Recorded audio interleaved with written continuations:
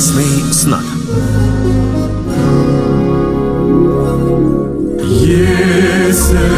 Uyqudağı arı.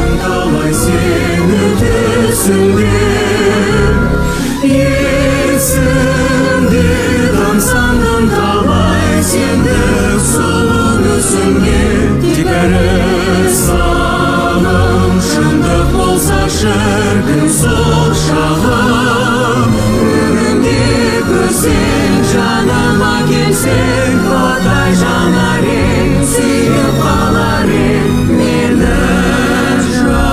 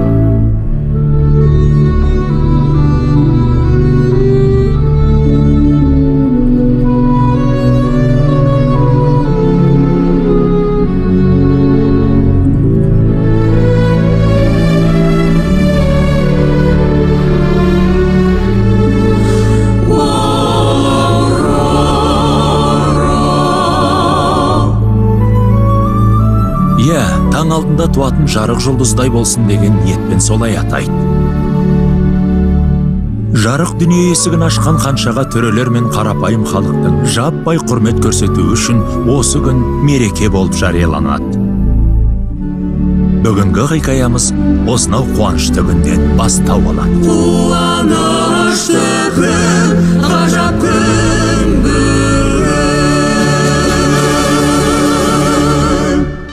Бұл шатты күн, бүгін ең шатты күн Тілеймін үшін жүректен бүгін біз бар әлемнің бақ нұрын Жасай бер ханша Аврора Еркесі болып еліңнің Шарықтай бер, қалықтай бер Жасай бер ханша Аврора Тоғырлы болып, ғұмырлы болып Мың жаса ханша Аврора Аврора Біздің ханша Тоғырлы болып, ғұмырлы болып Мың жаса ханша Аврора Шарықтай бер, қалықтай бер Жасай бер ханша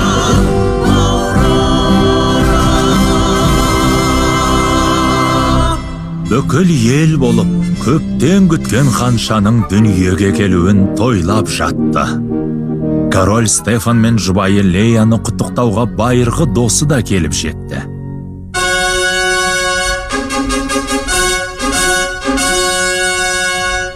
Ұлы мәртебелі король Хуберт пен Филипп ханзада!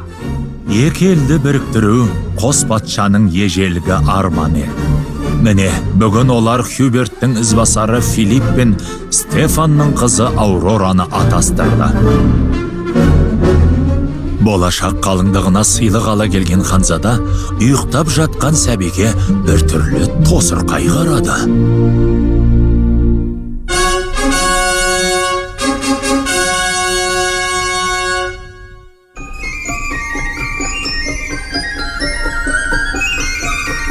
Жоғары мәртебелі, аса қадірлі, әрі мейірімі шексіз сиқырлы перизаттарымыз келді.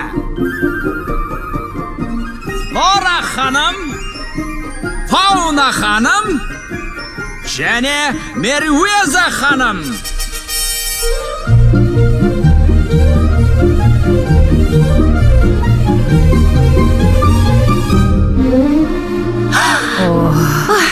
Тәтті ботақан.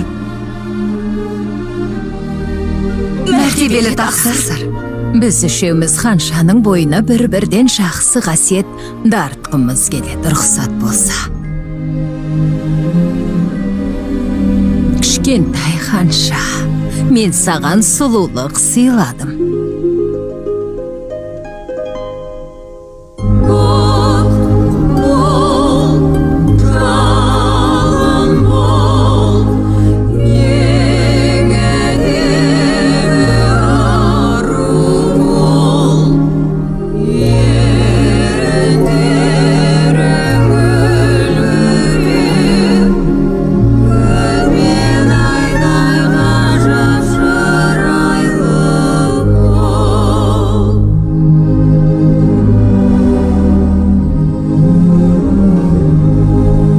Мен сенің бойыңа әншілік қабілет тартайын.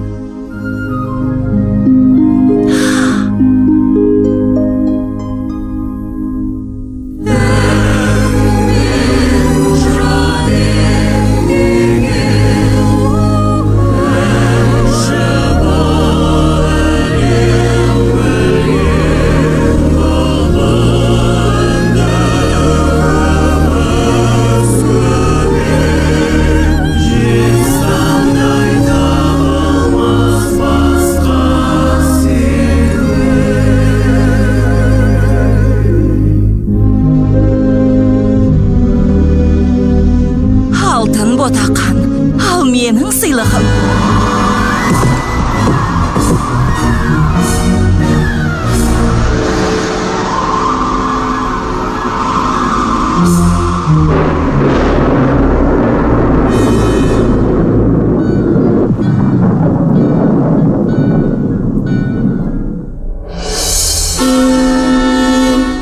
Мынау Малефисента ғой. Оған не керек өзі? Тыныш. Мәз саған, қандай керемет кеш, король Стефан. Монархтар, төрелер, бай манаптар, тіпті. Сүйкімді ғой өздері, кедей кепшікте осында. Туф! Өкініш көрай шақыртуыңыз маған жеткен жоқ. Сені ешкім шақырған жоқ. Қалай сонда? Қап, ыңғайсыз болды-ау. Мені тізімге қосуды ұмытып кеткен болар десем, олай болса, менің кеткенім жөн шығар. Тек, бізге кек сақтап қалмайсыз ба? О, не дегенің тақсыр ханым? Балақайға бір сыйым бар ет. Рұқсат болса, соны табыстап кетейін. Уа, халайық, бер қараңдар. Әлбетте ханша сұлу да, мейірімді болып өсет. Жан біткеннің бәрі оны жақсы көретін болады. Алайда, жасы 16-ға толған күні, таң алдында, саусағын үшкір ұршыққа тіліп алатта, сосын көз жұмат. Қызым! Мұстандар, мұна мұстандар! Әрі тұрыңдар, қорқаулар!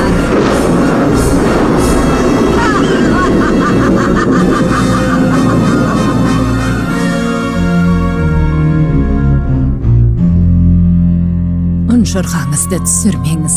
Меруеза өз сыйын әлі табыстаған жоқ қой. Меруеза қарғыстың бетін қайтара ала ма? Жоқ, тақсыр ием. Малефисента зұлым күш иесі. Дегенмен тырысып көрсін. Бірақ бір амалын қарастырып көрсеңші. Бар үмітіміз сенде. Айналайын шарығым. Мыстанның қарғысы атып, саусағыңды ұршыққа тіліп алған күннің өзінде еш қашан үмітіңді үзбе. Бойыңа осы қасиетті дарттым. Сен өлмейсің, тек ұзақ ұйқыға кетесің. Бірақ ол үшін қамықпа. Сүйікті адамың қасыңа келіп, ерніңнен сүйгенде ұйқыңнан оянасың.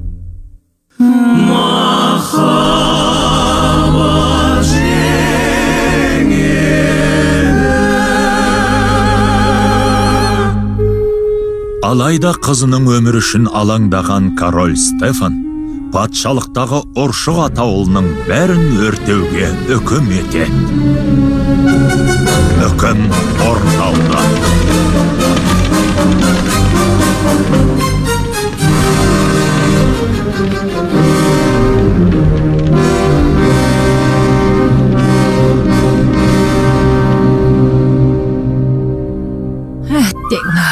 Бұдан түк пайда жоқ. Кел, одан да шәй ішіп алайықшы. Уайымдама, бір амалын табамыз. Өртенген ұршықтар Малефисентаның қарғысын қайтара алмайды. Иә, ол басқа бірдеңе ойлап табады. Онымен адамша сөйлесіп көрсекші. Адамша? Малефисентамен бе? Жай сөзді түсінетін шығар. Ой, ол тас жүректің өзі ғой. Сол Мыстанды құрбақаға айналдырып жіберсем ғой. Қой, қымбаттым, ашуға бой алдырма. Қанша тырыссақ та оны құрбақаға айналдыра алмаймыз. Біздің міндетіміз игі істер істеп адамдарға жақсылық жасау. Осы Мыстан жыныма тиіп бітті. Бұдан шығар жол болу керек қой. Таптым. Не дейсің? Сонда не істеуіміз керек? Мен оны... Тыныш. Қабырғалардың да құлағы бар. Бұлай жүріңдер.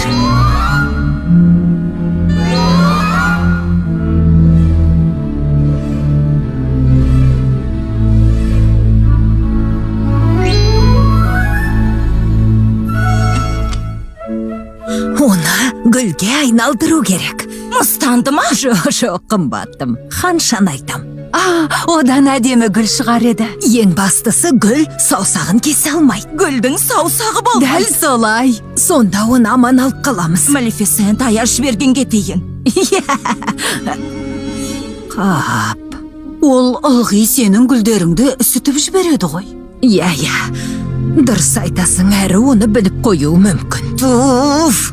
Мыстан десе Мыстан өзі. Соның білмейтіні жоқ екен. Оның да білмейтіні бар. Малефисента сезімнен жұрдай. Ол біздің қайырымдылық жасағанды қалай жақсы көретінімізді білмейді. Меніңше ол өте бақытсыз сияқты. Бәсе, әрине, басқа мұны ол ешқашан түсін алмайды. Енді жақсылап жоспар құру керек. Отыншының лашығы, ессіз қалған үй. Король мен ханым қарсы болады.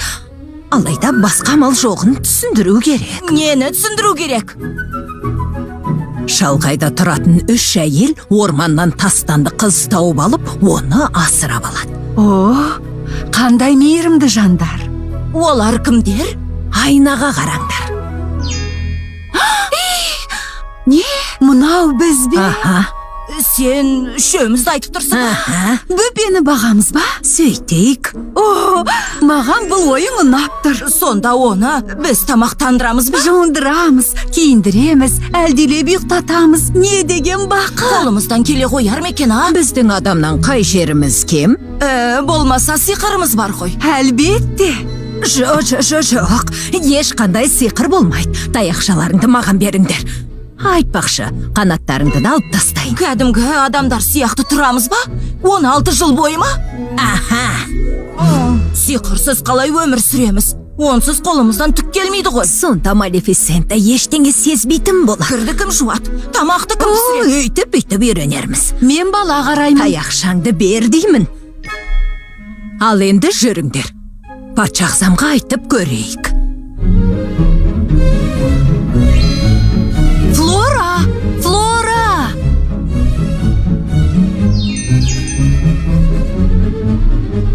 Басқамалы таусылған Стефан мен Лея Флораның ұсынысын қабыл алып, жар дегендегі жалғыз қыздары Аурорамен қимай-қимай қоштасады.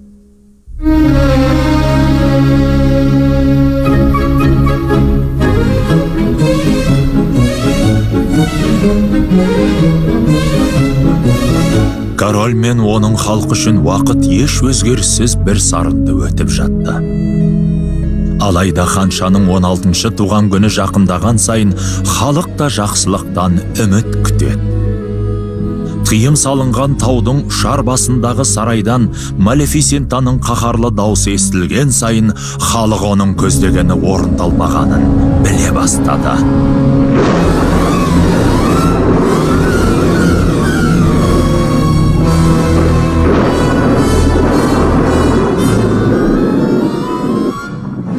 деген сұмдық. 16 жыл бойы төк бітірген жоқсыңдар. Өзі тұрмақ ізінде таба алмадыңдар. Дүниені түгел тінтіп шыққандарың рас бөзе? Бүкіл жерді қарап шықтық, еш жерде жоқ. Қала орман тоғай, бәрін қарап шықтыңдар ма?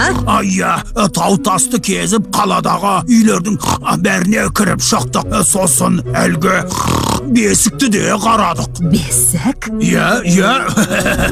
Сәбидің бесігін айтам. Бесік дейді. Естідің бе, қарға? Мыналар 16 жылдан бері бөпені іздеп жүрген.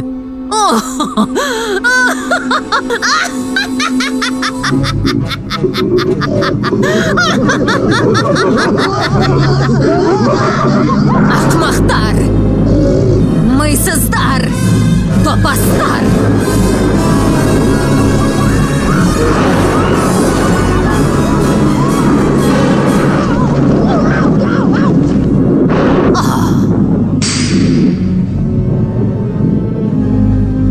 Мыналардан еш қайыр жоқ. Бұларға сеніп жүрген мен де ақмақпын. Қарға, соңғы үмітім сенде. Бүкіл жерді тінтіп шық. Бұрымы беліне түскен, ерні шиедей 16 жасар қызды көрсең, дереу маған хабар бер. Ал бар, соңғы үмітім сенде.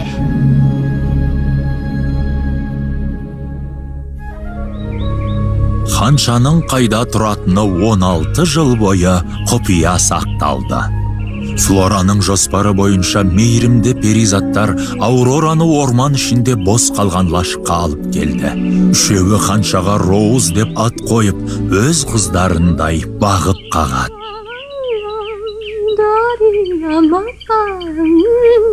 Роуз 16-ға толған күні перизаттар арнайы кеш ұйымдастырып, оған тосын сый жасамақ болды.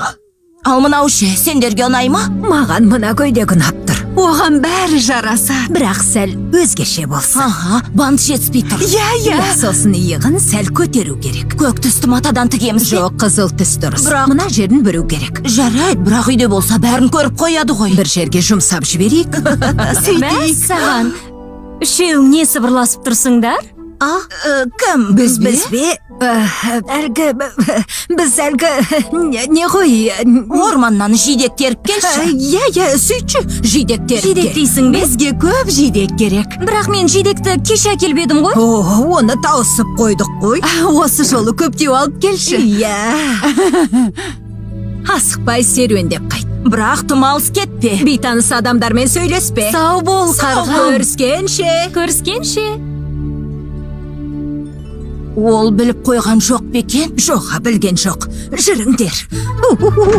Келгенде таң қалатын болды ғой. Туған күн кешін жасаймыз. Және торт пісіріп үлгеруіміз керек. Мен қазір нағыз ханшаның көйлегін тігем.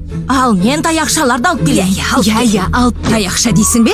Тоқтай тұр. Сиқырды араластырмайық. Біздің ханша 16-ға толып жатыр ғой. Жоқ, әзірге қоя тұрайық. Бірақ мен еш қашан торт пісірген емеспін.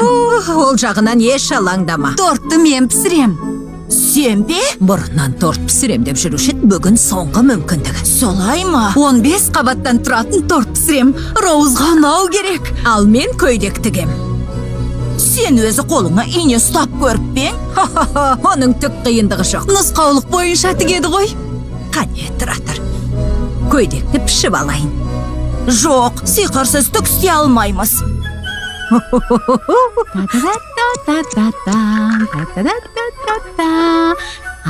Үш тостақ ұн. Қазір стақан алып келейін. Бір, екі, үш. Мұның не керегі бар? Көйлектің етегінде тесік болу керек. Онсыз жүре алмайды ғой. Мынауың алқызыл ғой. Көздің жауын алатын түс. Көк көйлек кию керек еді ғой. Жоға, Роузға осы түс жарасат деп едік қой. Өзің шештің бе? Ой, Флора, қолыңнан келмесе қою керек қой. Ти-та-та-та-ти-та-ра-та-та-та. Ұнға 2 жұмыртқа қосыңыз. Жұмыртқа дейме? Жарайды. Та-дам. Жұмысым тарылып барады.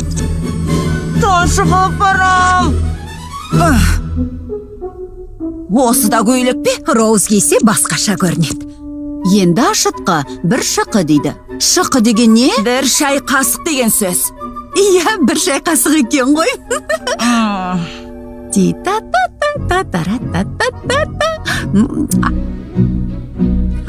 Қызымыз лезде бой жетіп қалды. Иә, кеше ғана осында көшіп келіп едік. Титтей бөпе еді. Сен неғып жылап тұрсың? Не боп қалды қымбаттым? Ертең ол қаншаға айналады. Сосын Роузбен жолымыз 2 айырылады. О, Флора. Болды, жыламаңдар. Бәріміз осы күнді күттік емес пе? Уақыт шіркін сынаптай сырғайды. 16 жыл ішінде оған қатты бауыр басып қалыппыз. Қайран уақыт ай деш. Болды, жыламаңдар, уақыт жоқ. Ол келгенше бәрін дайындап үлгеруіміз керек.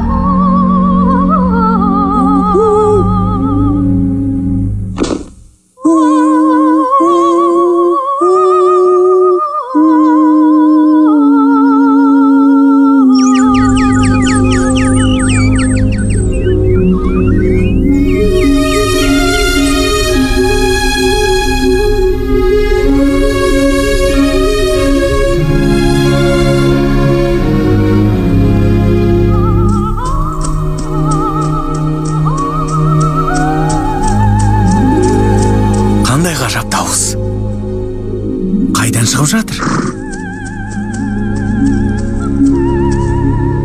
Кім болды екен? Қане, көріп қайтайық. Қырсықпа. Бір шелек сұлыға қалай қарайсың? Оған бір келі сәбіз қосам. Ал кеттік ендеше.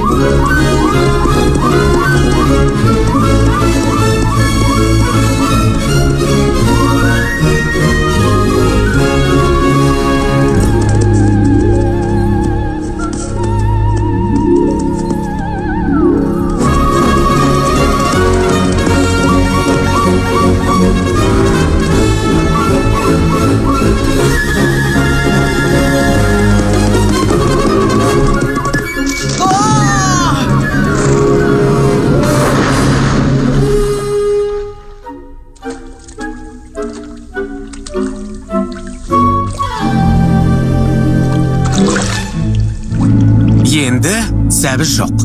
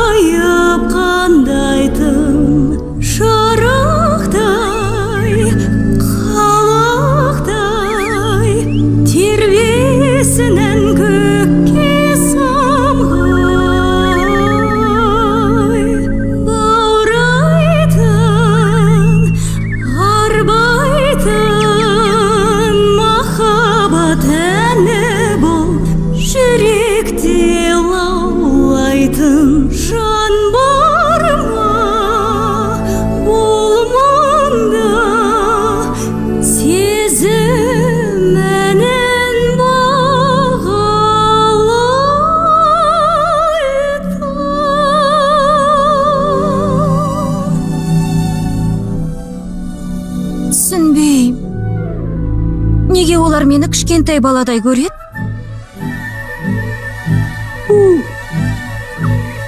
Кім болушы еді? Флора тәте, Фауна мен Меруэза. Маған ешкіммен таныспа дейді.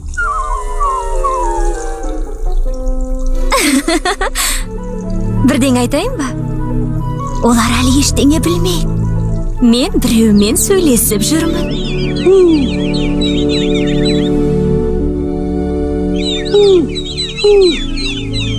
Ол Ханзада. Ұзын бойлы, өте сымбатты және ержүрек сері.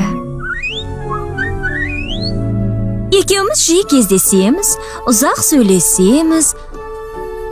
Бірақ қоштасар сәтті аяғанда, ол мені қатты құшақтайды. Сол кезде мен ұйқымнан оянам. Иә, оны тек түсімде көрем. Түсіңде жиі көрген адамың өңіңде келеді дейді ғой. Мен осы түсті талай рет көрдім.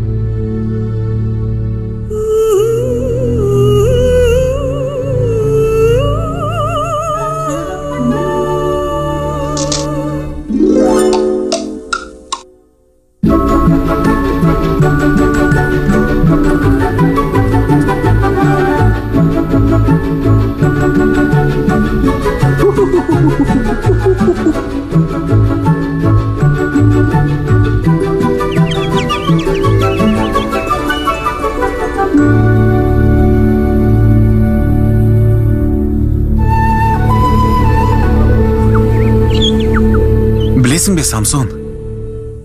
Әлгі дауыс әлі құлағымда тұр. Жүрекке тәтті бір әуен құйғандай. Мүмкін ол орман перісі ме екен, әлде су перісі ме екен? Ей, тоқтаңдар!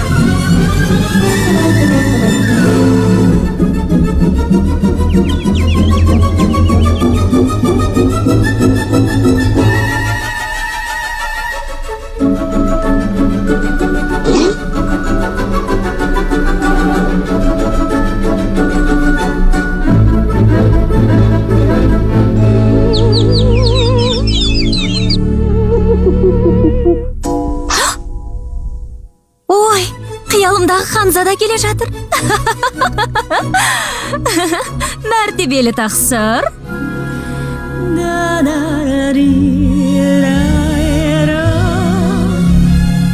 Негізі мен бейтаныс адамдармен билемеймін, бірақ сені бұрыннан танимын ғой.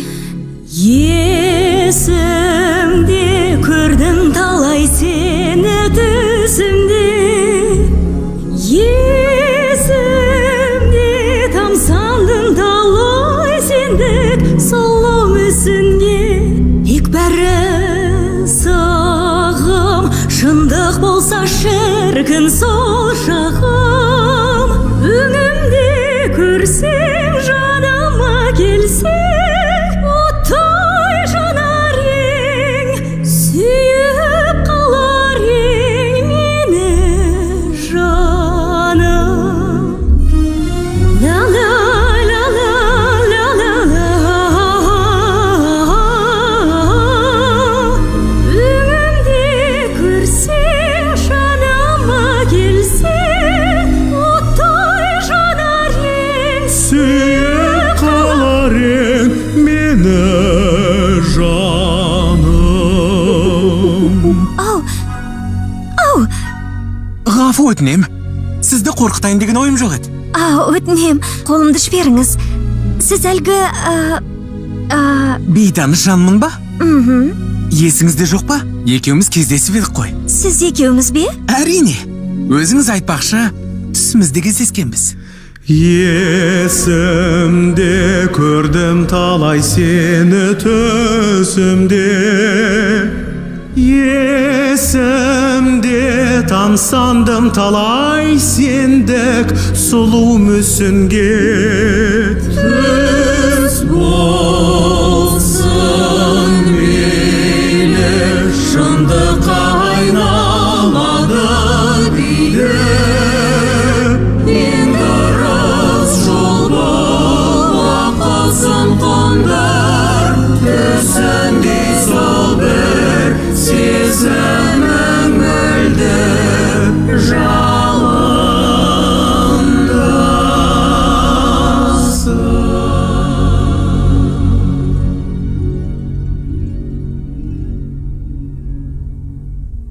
Сен кімсің?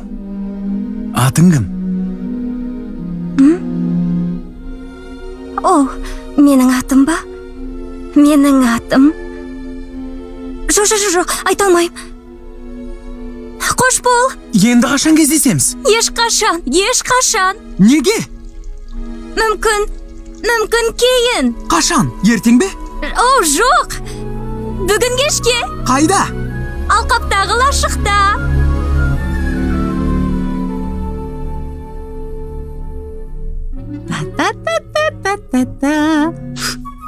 Ал қалай? Ой.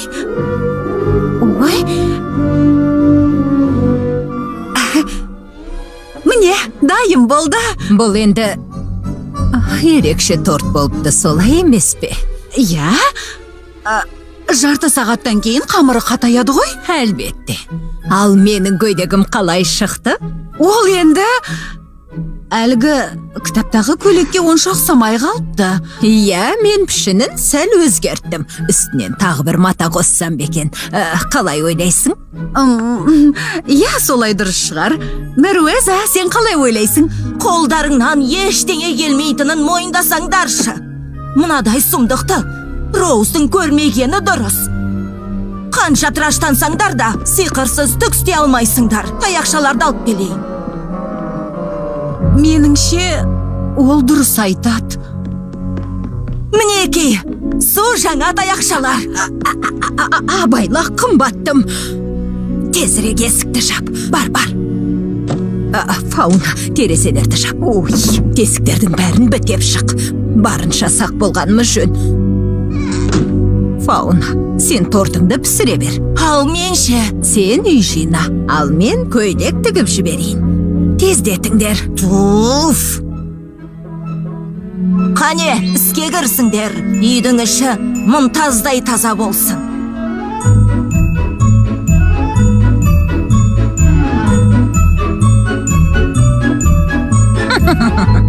Ал енді сұлу ханшаға лайық сәнді көйлек тігілсін.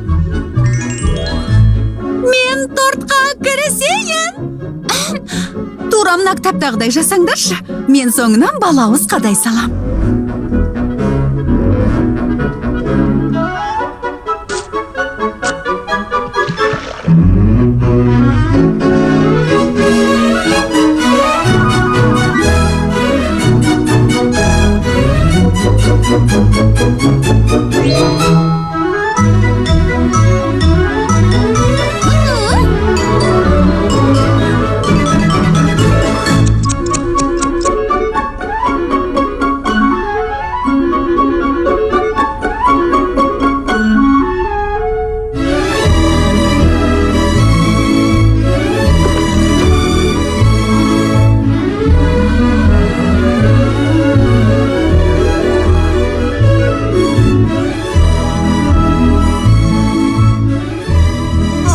Мына түс оған жараспайды.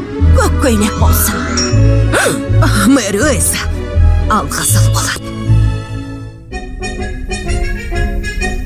Көк түс дұрыс. Алғызыл. Көк болсын.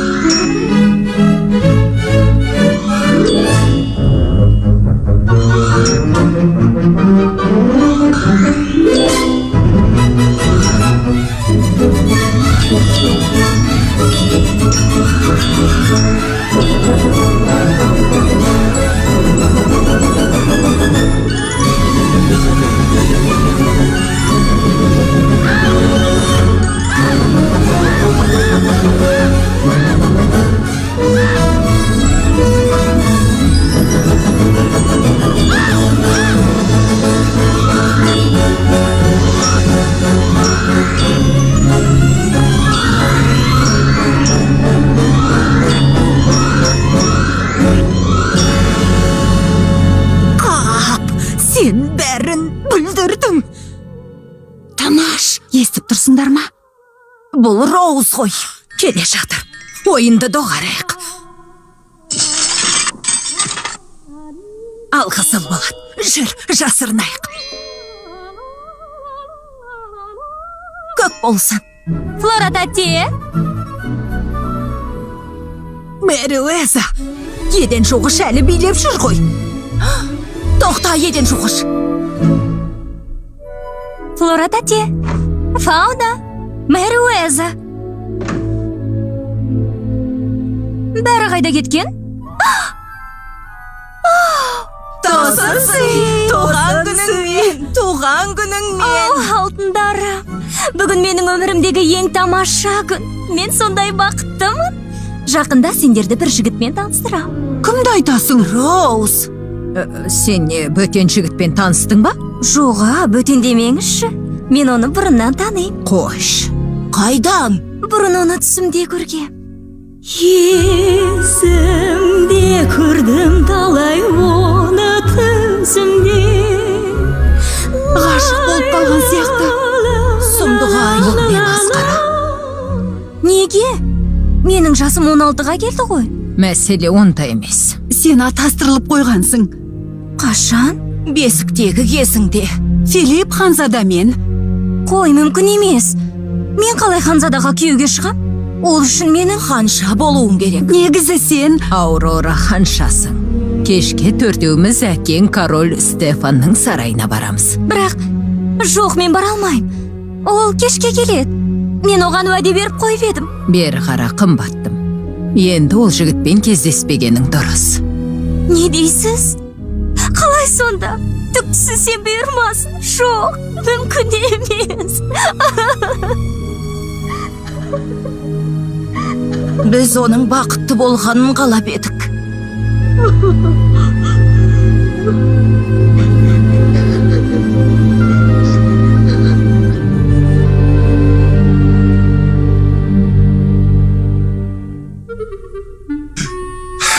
Кешікті ғой, Хьюберт.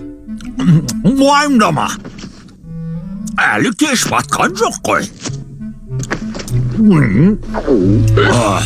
Дәмі тіл үйрет. Не болды сонша? Еңсеңді түсірме. Алаңдама. Қазір қызыңмен жолығасың. Ай құдайым-ай, осы 16 жасынан аман есен шықсақ, уайымдайтын ештеңе жоқ. Жә, өткенді қазбалап қайтесің.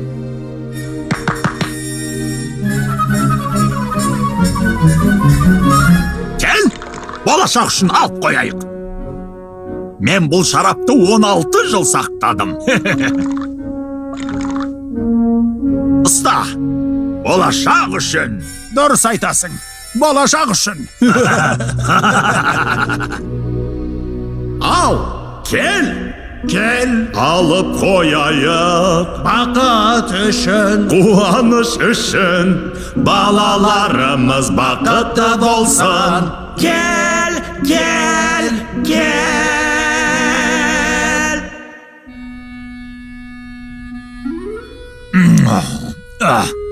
Тамаша шарап. Енді жаңа үй үшін. жаңа үй дейсің бе? Балаларда баспана болу керек қой. Келер жылы немерелі болып қалармыз. Иә, бәрі өз уақытымен болады ғой. Ендеше үй үшін алып қояйық. Кел, алып қояйық. Балаларға берекелі үй болсан. Кел, тағы құйып жіберейін. Ал енді жалғастыра бер құда. Кел.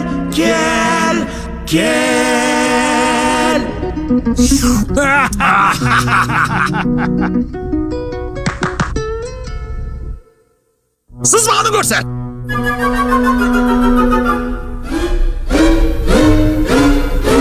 Не айтасың? Асып бара жатқан ерекшелік жоқ. 40 бөлме және кеш өткізетін зал. Ары қарай жастар өздері шешеді. Сен оларға бөлек сарай салдырдық қойдың ба? Әрине, достым. Жас жұбайлар ертең сонда көшіп барады. Ертең? Хьюберт, олар әлі үйленген жоқ қой. Бүгін кешке үйлендіреміз. Жастар бақытты болсын. Әуелі қызыммен кездесіп сағынышымды басып алайын. Осыншама асығыстықтың керегі қанша? Филипп саған күйеу бала болады ғой. Алайда Біздің немере сүйгіміз келеді ғой. әрине, бірақ Онда кейінге қалдыруға болмайды. Уақыт зымырап өтіп барады. Жас жұбайлар үшін. жоқ, сен мені түсінші, Хьюберт. Аурора әлі той жайында ештеңе білмейді ғой. Мейлі. Енді келе сала жағасынан алып үркітіп алмаймыз ба оны? Не дейсің? Филиппті жұғымсыз біреудегін келіп тұрма? Менің балам несімен жақпай қалды? Жоқ, Хюберт, менің айтайын дегенім... Сенің қызың менің балама қарамайды дейсің бе? Өтінем, сабыр et енді. Керісінше, менің балама сенің қызың ұнамай қалуы мүмкін. Тіліңе ие бол Біле енді. білсең, немерелеріме сендей адам нағаш ата болып жарытпас. Ей, сен шал алшайын депсің. Болды, ауызға келгенді оттай берме. Алжыған шал оттама дей ме? Жекпе жек. Ақыры қоймадың ғой. Сайсақ, сай-сай. Алға! Намыс үшін, елім үшін.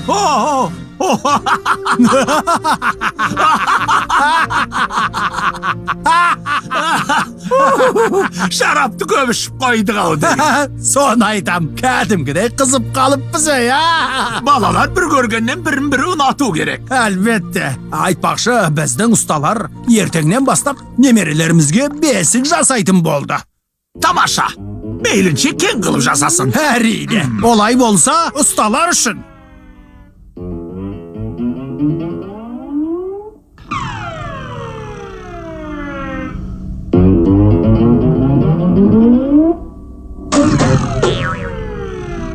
Ұлы мәртебелі Филипп Ханзада. Филипп!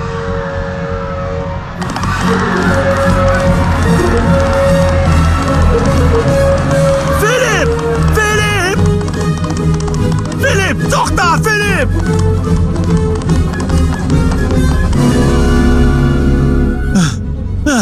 Қайда жүрсің? Қазір болашақ қалыңдығың келеді. Тез киіміңді ауыстырып шық. Мына түрің жарамайды. Қане тезде. Мен онымен кездесіп келе жатыр. Не дейсің? Қайда кездестің? Түсімде әрине. Филипп, қой енді. Уақыт жоқ. Филипп, жібер мені. Түсінбедім. Түсіңде кімді көріп жүрсің? Жоқ, түсім емес. Өңімде кездестірдім. Аурора ханшаны ма? Тамаша, қане барып Стефанға айтайық. Қане жүре ғой. Мен Аурораны кездестірдім деген жоқпын ғой. Өзің айттың ғой, әлде Мен болашақ жарым болатын қызды кездестірдім. Оның кім екенін білмеймін. Шаруа отбасынан сияқты. Не дейді? Шаруа отбасынан дейсің бе? Сен сонда қарапайым қызға... Қой балам, қалжыңдап тұрған боларсың. Ол қалжыңдап тұр ма?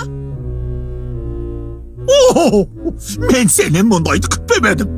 Қайдағы жоқ шаруаның қызы үшін билік пен тақтан бас тартпақсың ба? Масқара!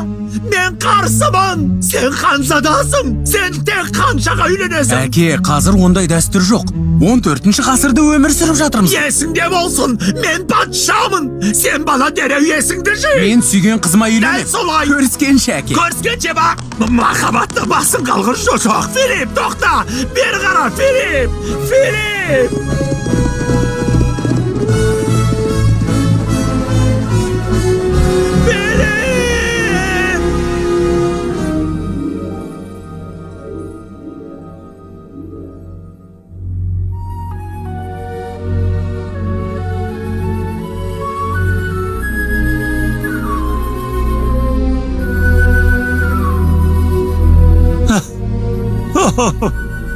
Қап, енді Стефанға не айтам?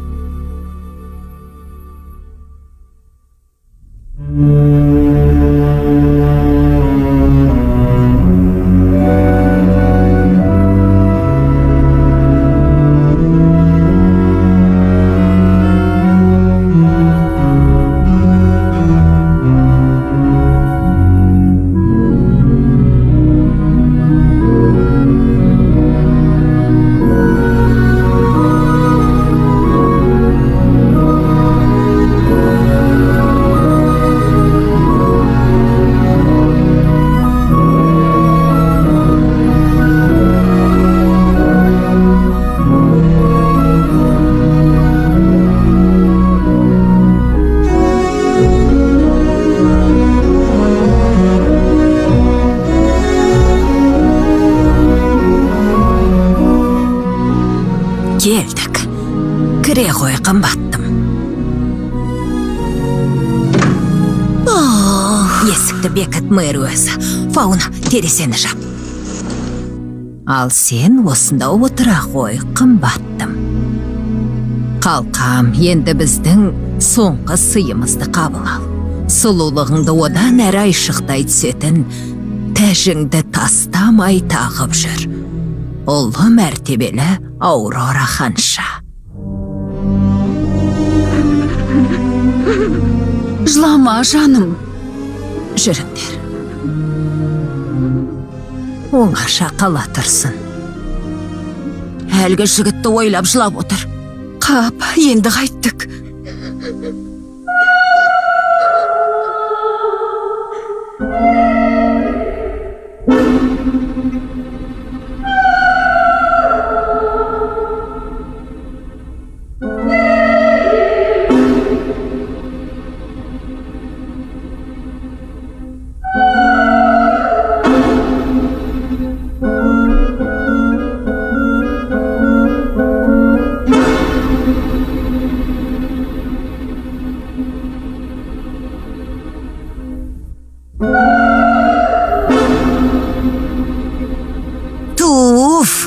Сол бір ханзадаға күйеуге шықпай-ақ қойса екен. Туф! Енді біз бұған араласа алмаймыз.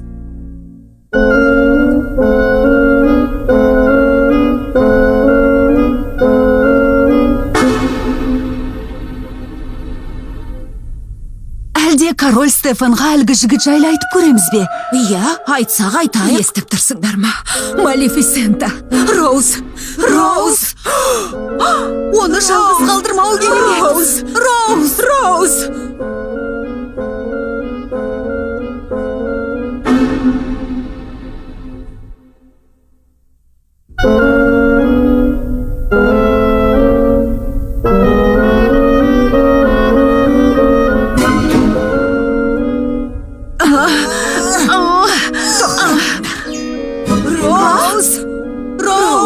Роуз қайдасың?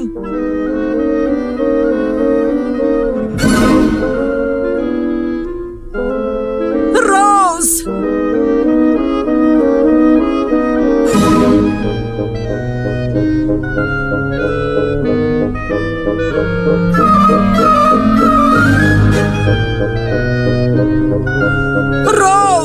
Роуз!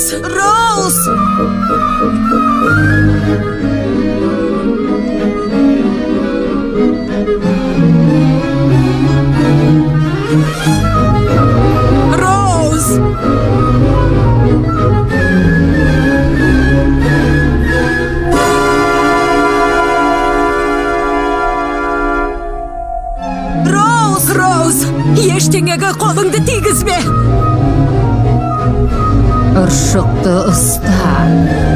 Бұл тез.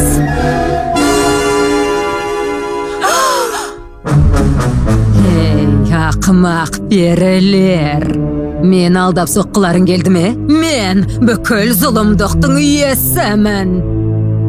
Міне ханшаға не болғанын қараңдар.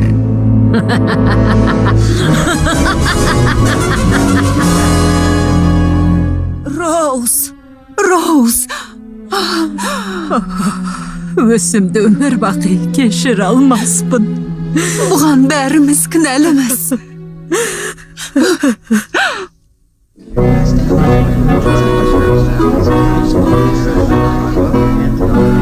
Стефан, менің саған айтар шұғыл хабарым бар. Кейін сөйлесекші, Хьюберт. Жоқ, Филипп жайлы. Филипп? Айтпақшы, Филипп қайда? Өзі көрінбейді ғой. Мен де саған соны айтқалы тұрмын ғой. Уәзірлерің айт, ертіп әкелсін. Кеш батты! Ханшаны қарсы алуға дайындалыңдар!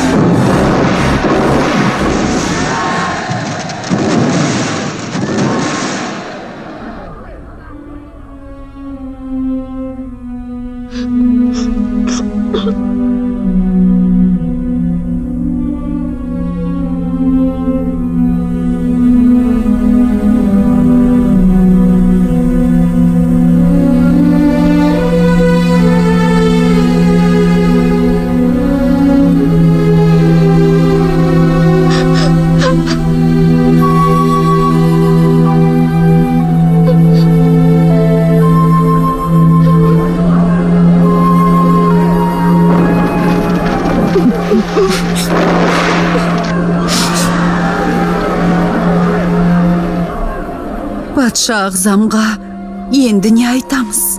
Байғұс-ай, қайғыдан іш құса боп өлетін шығар.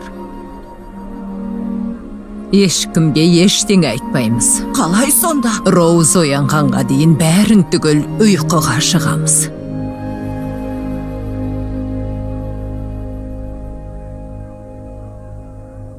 Кеттік.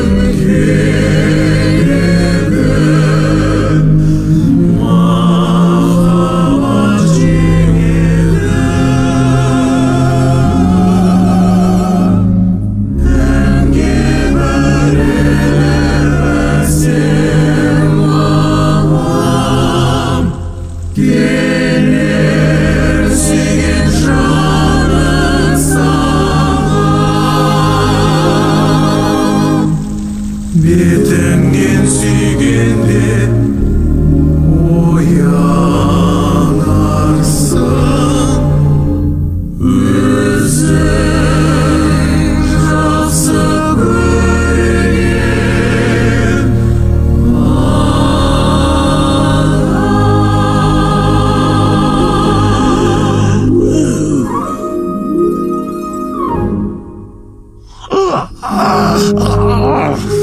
Сол film жайлы айтайын деп едім. Ол бір қарапайым жерден шыққан қызды ұнатып қалыпты. Не дейді? Иә, айта бер. Ол қандай қыз? Олар қайда кездесіпті? Әлгі екеуі Қайда кездескен? түсімде көрдім. Неге сияқты. Түсінде көрген бе? Роуз, Филипп, Ханзада.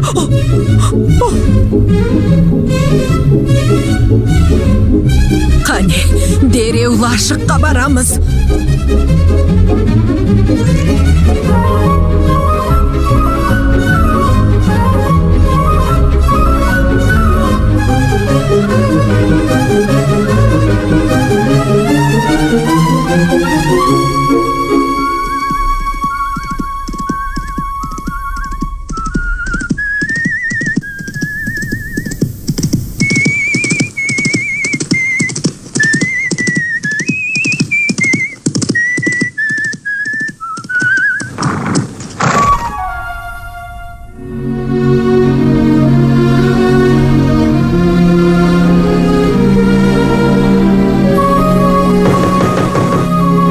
Кіріңіз.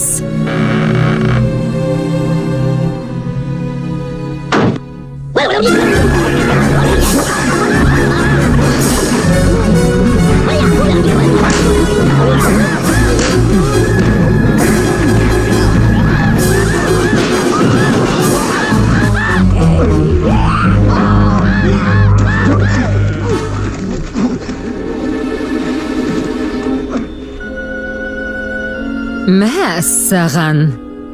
Тосын сыйдеп осын айт.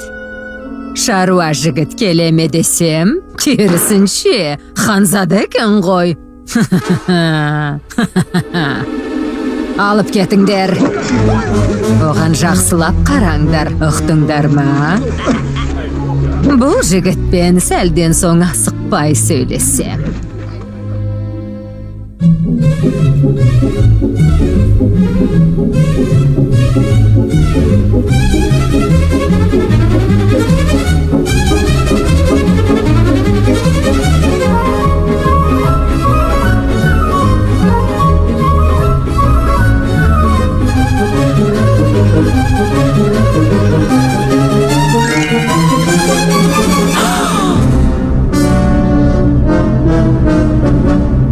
Малефисент. Олар тыйым салынған тауда. Біз ол жерге бара алмаймыз ғой. Жоқ, қалайда баруымыз керек.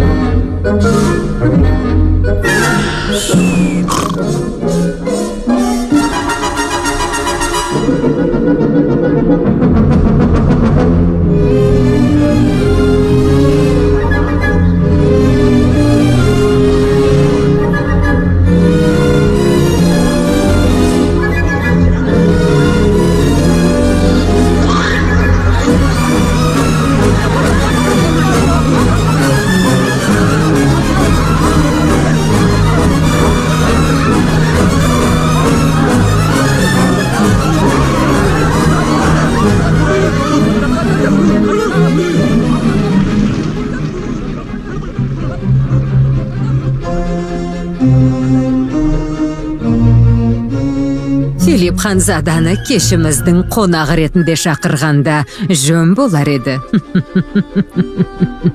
Жүр, қараңғыда не істеп жатыр екен көріп қайтайық.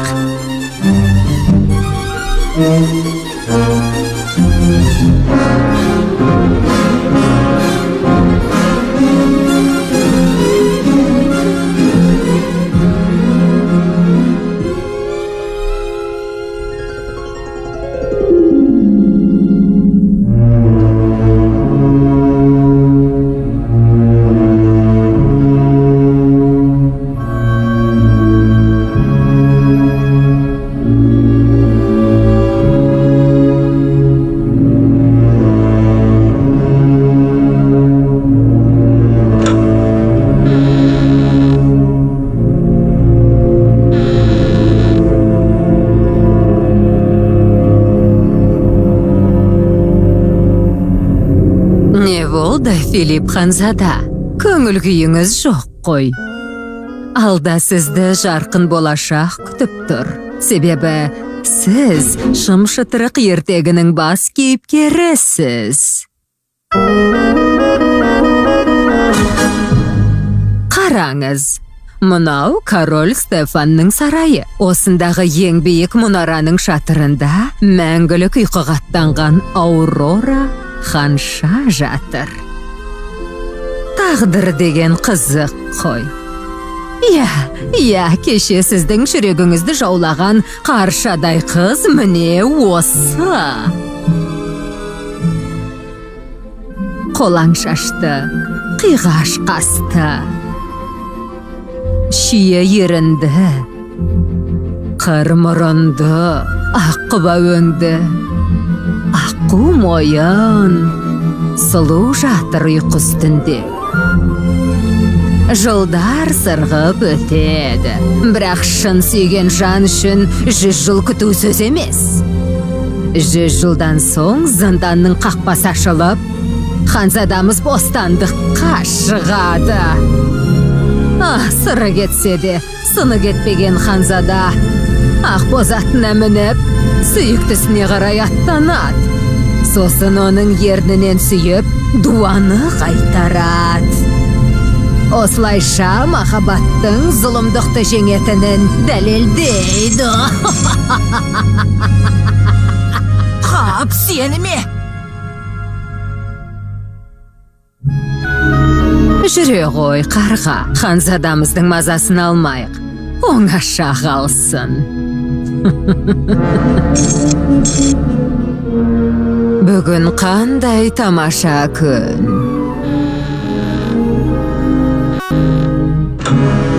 Тамаша, 16 жылдан кейін бірінші рет тыныш ұйықтайтын болдым.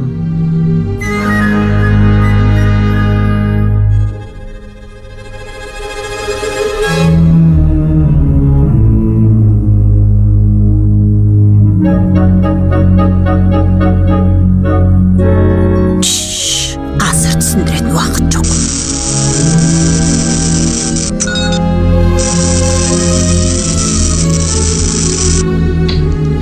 Тоқтай тұр, Ханзада. Сүйіктіңе барар жолда алдыңнан сан түрлі кедергілер шығуы мүмкін. Сен бәріне төтеп беруің керек. Мына сиқырлы қалқан қорғаның болсын. Ақиқат қылышы серігің болсын. Бұл зұлымдық атаулының көзін жоятын қару. Қане, кеттік, тездетейік.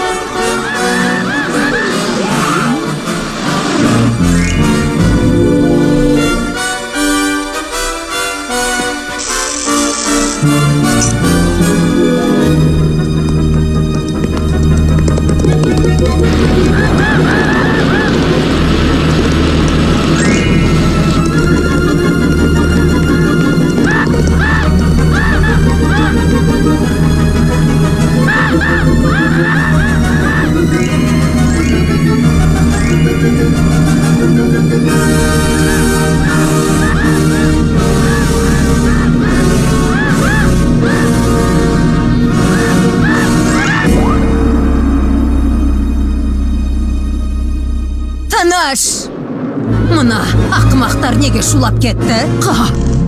Не?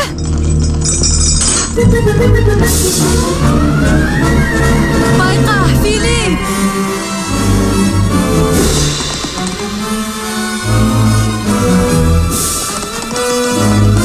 Бол, Филипп, тездет!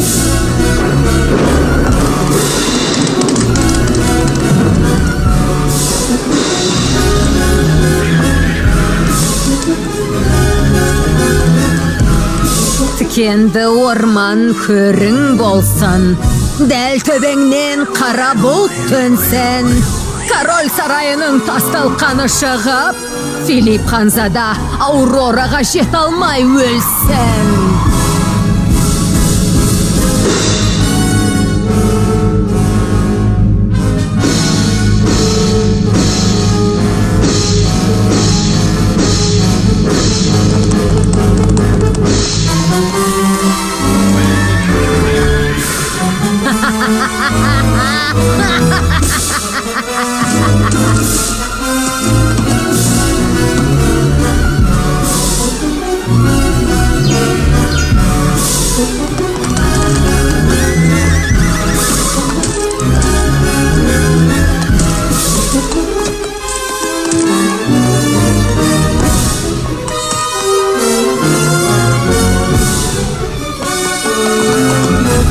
Жоқ, оның бола қоймас.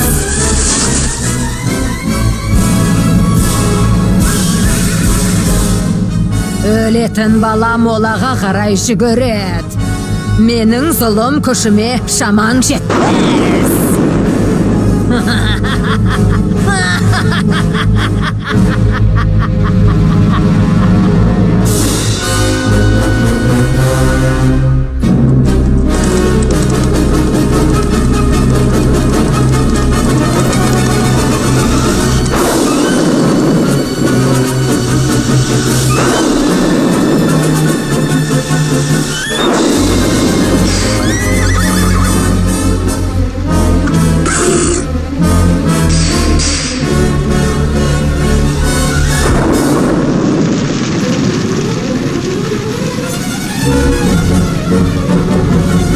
Filip жоғары шық.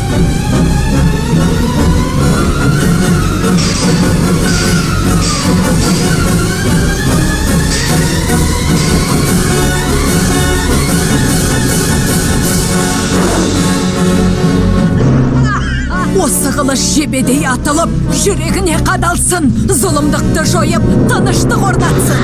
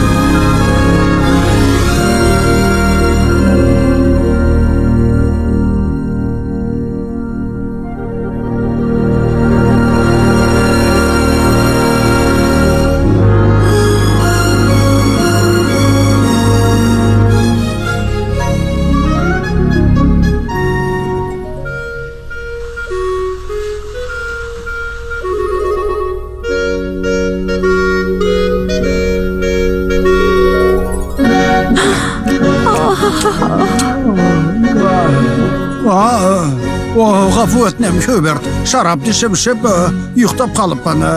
Сен не айтып отыр едің өзі? Мен бе? Я, бірақ біз енді 14-ші ғасырда өмір сүріп жатырмыз ғой. Я, оны айттың ғой, содан? Қысқасы, сөзің турасын айтқанда, менің балам Филипп орманда біреуді кезіктіріпті.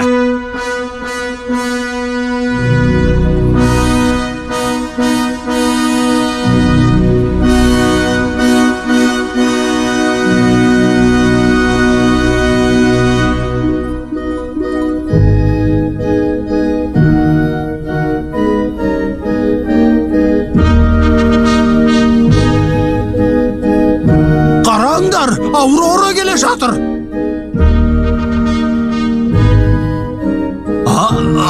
Мынау Филипп пе?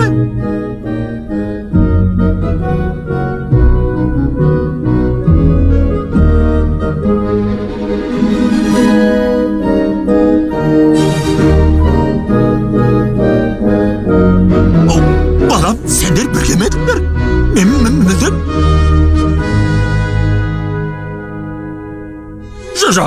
Тоқтай тұршы.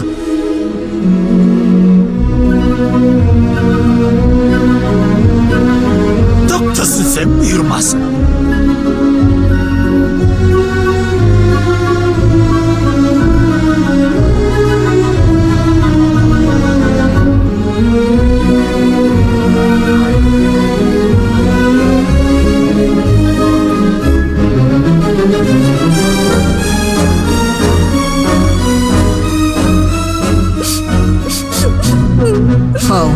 Не болды қымбаттым? Әйтеуір соңы жақсылықпен аяқталды ғой. Қуаныштың көз жасы де. Көйлегіне қара. Фильмнің соңы. Фильмді қазақ тіліне аударған Әйгерім Омарова. Редакторы Нағыз Қапшықбайұлы. Фильмді қазақ тіліне дыбыстағандар: Назерке Серікболова, Шахмұрат Ордабаев, Сая Тоқманғалиева, Ақмарал Әбдірахманова, Алтынай Нөгербек, Нартай Сауданбекұлы, Жәнібек Мұсаев, Нүркен Өтеуылов, Айнұр Бермұхамбетова. Ән мәтінін қазақшылаған Рахат Әбдірахманов. Дубляждың режиссері және музыкалық редакторы Айнұр Бермұхамбетова. Режиссердің ассистенті Жұпар Керімбекова. Дыбыс режиссерлары Асылхан Маннапов, Арман Ертұрғанов. Техникалық редакторы Ержан Жакашев. Шеф-редакторы Зәуреш Байзақова. Жоба жетекшісі Гүлнар Рахимова. Қазақстан ұлттық телеарнасы. 2020 жыл.